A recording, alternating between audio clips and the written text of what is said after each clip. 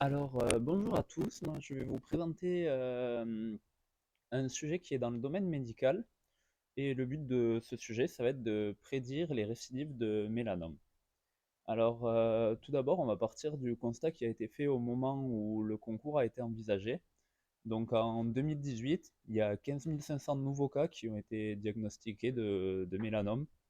Et ça représente 1,2% des décès par cancer et 10% des cancers de la peau. Vu que les mélanomes, c'est un type de cancer de la peau, ça peut également être aussi un cancer des muqueuses, mais c'est une part minime des cas de mélanome. Le constat initial, c'est que l'incidence et la mortalité ont significativement augmenté dans les dernières décennies.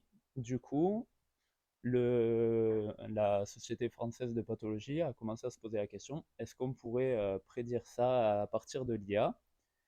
Et le but, c'est de trouver une technique qui nous permettra de prédire la récidive des mélanomes à 5 ans. C'est quoi l'intérêt de prédire la récidive des mélanomes? C'est de pouvoir les anticiper et adapter le suivi du patient. En adaptant le suivi, ça peut permettre de voir le mélanome à un stade plus précoce, parce que le mélanome, c'est une tumeur initiale qui se situe la plupart du temps sur la peau, mais après, elle peut se propager en créant des métastases. Et c'est à ce moment-là où les cancers se généralisent et où ça devient beaucoup plus compliqué de les traiter. La prise en charge en amont, c'est vraiment très important. L'intérêt, ils viennent de là et le but est de diagnostiquer au plus tôt les chances de récidive. Alors, pour notre challenge, on avait un dataset qui était composé de 1342 patients. Le diagnostic initial, il a été effectué entre 2002 et 2016. Forcément, vu qu'on regarde la récidive à 5 ans, il faut au moins qu'il y ait 5 ans d'écoulés pour avoir des données pour lesquelles on a des résultats. Les stades de cancer qui sont considérés, c'est entre 0 et double IC. Qu'est-ce que ça signifie? Un cancer de stade 0, c'est vraiment une tumeur qui a une très faible épaisseur qui est inférieure à 1 millimètre et qui n'a pas d'ulcération et pas de métastase. Et le stade double IC, c'est un stade où justement la tumeur présente des ulcérations, c'est-à-dire une dégradation de la couche supérieure de la peau, pour faire simple, et qui a également une profondeur de la tumeur qui dépasse les 4 millimètres. C'est les critères principaux pour diagnostiquer si une tumeur est grave ou non. Et par contre, c'est des cancers qui ont été identifiés sans présence de métastases, ça veut dire qu'ils n'ont pas encore eu le temps de se proliférer. Donc voilà, c'est des données cliniques. Et on a également des observations au microscope des tumeurs qui ont été retirées pour réaliser le diagnostic. Ce challenge, il est organisé par la Société française de pathologie, que vous pouvez voir en bas à gauche avec son logo. Et tout ce qui est la partie organisation, ça relève du Health Data Hub. Après, la compétition, elle a été hébergée par Driven Data et Doctor Data, et ils se sont occupés de tout ce qui est l'anonymisation des données, qui est très important dans le domaine médical. Et voilà, ce challenge, il a été rendu possible par la BPI, Pierre Fabre et Bristol, Myers Squibb, qui ont contribué financièrement à la réalisation du projet.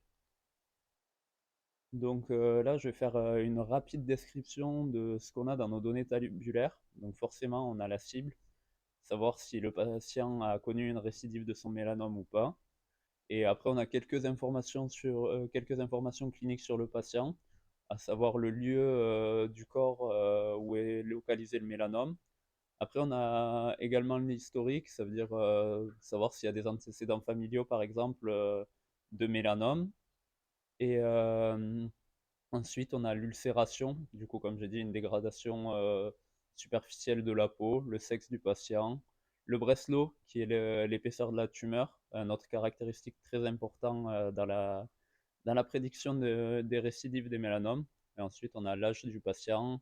Et bon, après, c'est un peu plus technique et avec moins d'intérêt, mais on a ce qui nous permet, l'identifiant qui nous permet d'associer une image à un patient qui est le nom du fichier du coup. Alors, dans la présentation pour présenter les images, ce qu'on peut voir, c'est que c'est des images qui ont été prises au microscope avec enfin, leur label qui est associé, donc pour savoir si ces images correspondent à un patient qui a récidivé ou non. Donc, ce qu'on peut dire sur ces images, c'est que c'est des images de très haute résolution. Elles ont été réduites pour des raisons de mémoire, on en parlera un peu plus tard, mais initialement, c'est des images qui dépassent les 100 000 pixels par 100 000 pixels, donc c'est de la très haute résolution et c'est des images qui sont très volumineuses. Après, ce qu'on peut observer, c'est que la qualité des images, elle est vraiment très variable. On peut voir des images où il y a par exemple le même mélanome qui est répété en plusieurs fois, c'est le cas de l'image en haut à droite. Il y a d'autres images, par exemple celles du centre, qui ont des coins noirs, des images qui sont très mal cadrées, c'est le cas de celle en bas au milieu. Et après, ce qui nous a peut-être manqué pour avancer plus dans le projet, c'est à droite, on voit une observation qui est annotée. C'est ce que peut voir un médecin quand il observe un mélanome. Il va pouvoir voir la profondeur qui est marquée en jaune ou d'autres caractéristiques que vous pouvez retrouver dans la légende. Et ça, on n'avait que une pour exemple, mais du coup, on n'avait pas de quoi construire une base pour apprendre à un modèle à reconnaître ces différentes caractéristiques sur des images. Donc après, je vais vous parler de l'approche. Au début, on a commencé à considérer uniquement les données tabulaires, c'est-à-dire les caractéristiques cliniques du patient, pour essayer de prédire la récidive. Ensuite, on a fait un travail sur les images, vu qu'elles étaient de taille, enfin, de résolution très importante, on ne pouvait pas les utiliser telles quelles. On n'avait pas l'architecture pour pouvoir les traiter et globalement, c'est pas possible de traiter des images aussi grosses. Il faut forcément passer par des techniques pour traiter l'image différemment. Après, on a fait de l'augmentation de données, c'est un point qui est intéressant. Ça nous permet d'obtenir plus d'images à partir du set d'images initial. Comme ça, même avec peu d'images, on peut arriver à avoir des résultats qui s'adaptent un peu mieux à la prédiction et quand on rencontre des images qui ne sont pas présentes dans notre set d'apprentissage. Une fois que ces données elles ont été mises en forme correctement pour être utilisées dans nos modèles, on a commencé par faire un modèle qui utilisait uniquement les images ce coup-ci. Et ensuite, on a créé un modèle qui utilisait les deux, donc les données tabulaires et les images. Donc là, je vais vous présenter les résultats. Donc, ce qu'on peut voir, enfin, dans un premier temps, on a réalisé un modèle aléatoire pour établir une base et avoir une idée de si nos modèles ont de l'intérêt ou pas. Donc, on s'est basé sur une métrique qui est le F1 et on a un score de 0,25. Donc, pour faire simple, le F1, on pourra considérer que les modèles ont appris quelque chose dès que ça sera au-dessus de cette valeur. Donc, ce qu'on a constaté dans la compétition, c'est qu'il était très difficile d'extraire des informations des images. C'est un ressenti global qui est partagé par la plupart des concurrents. Même dans les solutions qui ont remporté ce concours, ils ont eu beaucoup de mal à traiter les images. Et aussi, ce qu'on peut remarquer, c'est qu'on a trouvé un intérêt à combiner les données tabulaires et les données d'image car on a pu améliorer les performances de notre modèle. Après, un petit point rapide, mais on s'en doutait, les variables les plus importantes, c'est le Breslow et la présence ou non d'ulcération. Donc pour conclure, on peut dire que le deep learning, c'est quelque chose qui n'est plus approuvé, c'est très efficace dans tout ce qui est reconnaissance de type de cancer ou autre. Il y a beaucoup d'études qui ont été faites dessus et ça marche très bien. Donc nous, dans notre cas, le but c'est de de pouvoir améliorer le diagnostic et prendre les patients en amont pour pouvoir traiter d'une meilleure manière les récidives. Donc c'est quelque chose qui sera certainement rendu possible à l'issue de ce concours. Et par contre, les challenges les plus techniques qu'on a rencontrés, c'est les photos, elles sont très dures à traiter et voilà quoi, il faut une architecture assez importante pour pouvoir traiter ce genre d'image. Donc on a pensé à quelques petites idées pour justement arriver à bénéficier de la qualité de ces images sans avoir le problème de mémoire ou tous les problèmes techniques liés. Donc l'idée, ça serait de diagnostiquer des zones d'intérêt. Il y a des librairies qui ont été conçues pour ça et qui vont détecter par exemple 10 points d'intérêt dans l'image, qui vont les extraire. Et après, on pourrait entraîner des modèles sur ces régions qui ont été extraites et qui présentent de l'intérêt afin de réduire considérablement la taille de l'image en prenant juste des petites parties intéressantes. Après, on a également pensé à travailler sur les transformations HE. C'est ce qu'on peut voir à droite. C'est différents types de colorations au microscope qui sont disponibles pour faire ressortir des caractéristiques différentes. C'est euh, c'est ce qu'on voit dans les images. Bon, je ne saurais pas vous dire ce que ça fait ressortir en particulier, mais c'est pour faire ressortir différents points d'intérêt chez les pathologistes. Et après, ce qui serait bien à mettre en place aussi, c'est de pouvoir expliquer comment notre modèle prédit pour que tout le monde puisse comprendre ce qui se passe. Donc maintenant, si on parle juste de l'intérêt de la technologie, c'est quelque chose qui peut s'adapter à plein de types de données, que ce soit des données texte, des images, des données tabulaires ou même des données audio. Et c'est quelque chose qui peut très bien se transférer, notamment dans le milieu de la maintenance prédictive.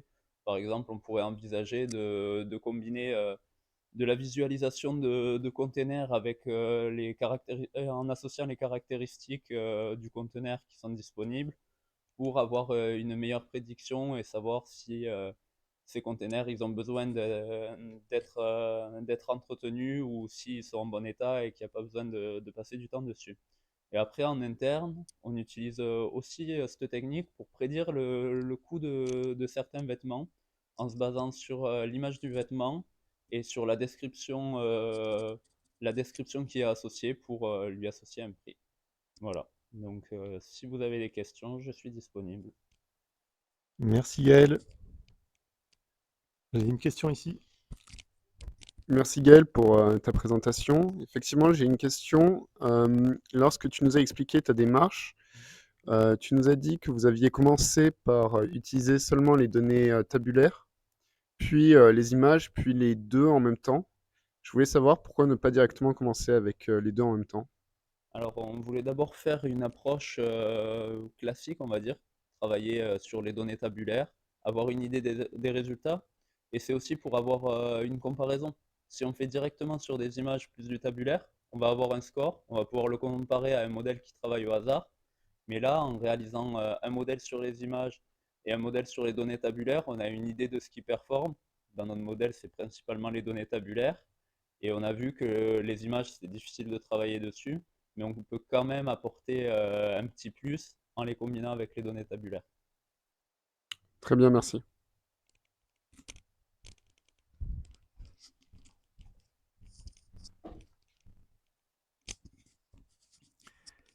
Merci Gaël pour la présentation. J'ai une petite question sur le modèle en lui-même que vous avez utilisé. Donc je comprends que c'est un modèle multimodal. Est-ce que tu pourrais expliquer un peu plus quelle librairie, par exemple, vous avez utilisé et dire peut-être quelques mots sur l'architecture du modèle si tu as l'info? Oui, alors on a travaillé sur les deux librairies principales, on va dire. On a fait le modèle image sur PyTorch et le modèle multimodal sur Keras. Donc les deux ont leurs avantages. PyTorch, on va dire, c'est un peu plus flexible et ça nous permet d'adapter. Et Keras, c'est un peu plus guidé et ça permet de prendre en charge plus facilement le problème en se libérant un peu de l'aspect technique. Donc après, le modèle qu'on a utilisé pour les données images, c'était un ResNet 50, donc sans rentrer dans le détail, c'est un modèle qui est pré-entraîné. En gros, ce qu'on a utilisé, c'est du transfer learning. C'est des modèles qui sont pré-entraînés avec des poids déjà définis et on va les utiliser sur nos données. Au moins, ces modèles ils vont s'adapter plus rapidement et on aura des résultats normalement plus performants vu que c'est des modèles qui ont été reconnus pour leur qualité. Merci Gaël. Alors, je pense pas qu'il y ait d'autres questions à pouvoir passer au sujet suivant. Ouais, bon, ben, je vais passer la main à Nicolas.